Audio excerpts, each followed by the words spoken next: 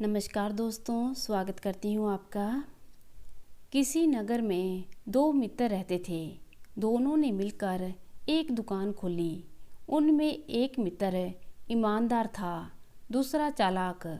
दुकान पर ईमानदार मित्र बैठता था। वह लोगों को सही कीमत पर ठीक तोलकर सामान देता था। धीरे धीरे उसकी दुकान खूब चलने लगी।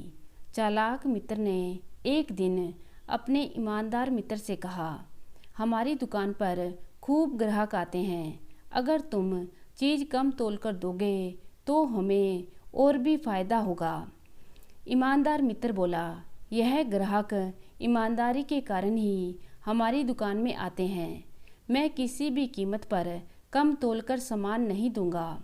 इस बात पर बात बढ़ गई और तय होने के बाद उनके साझा व्यापार का आधा आधा हिस्सा हो गया। चालाक मित्र ने वह दुकान हथिया कर कुछ पैसे अपने मित्र को दे दिए।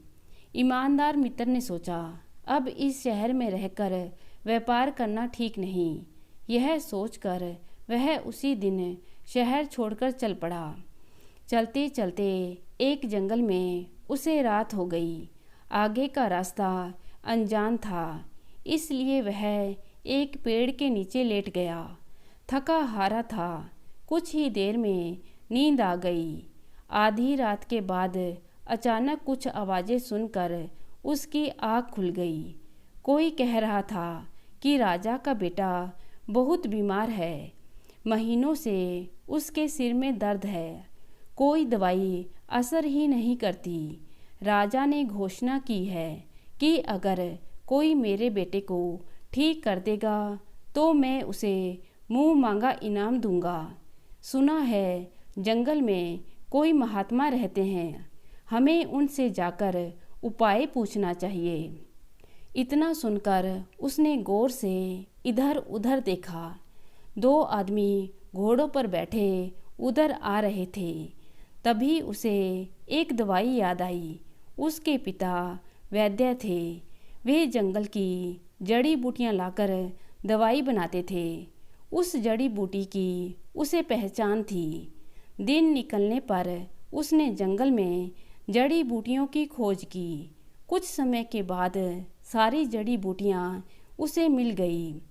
उसने दवाई तैयार की और राजा के महल में जा पहुंचा।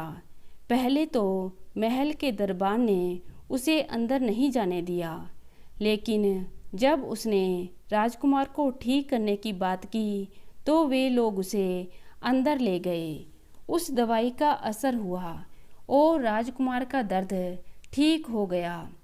राजा ने उसे बहुत सम्मान दिया। खूब धन हाथ लगने पर उसने उसी शहर में अपनी दुकान खोल ली। इसी बीच बेईमानी के कारण उसके चालाक मित्र की दुकान ठप हो गई। एक दिन वह घूमता हुआ उस शहर में आ गया। वहां अपने मित्र को देखकर दंग रह गया कि उसका कारोबार जोर शोर से चल रहा था। सारी बात जानने के बाद उसे अपनी गलती महसूस हुई और लगा कि उसके मित्र को ईमानदारी का ही फल मिला है।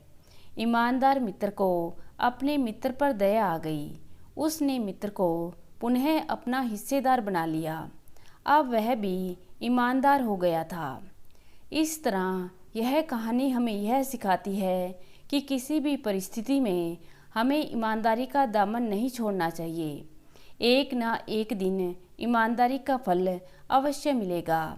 बस थोड़ा धैर्य रखने की आवश्यकता है। तो दोस्तों, कैसी लगी कहानी? उम्मीद करती हूँ कहानी को पसंद करेंगे। धन्यवाद।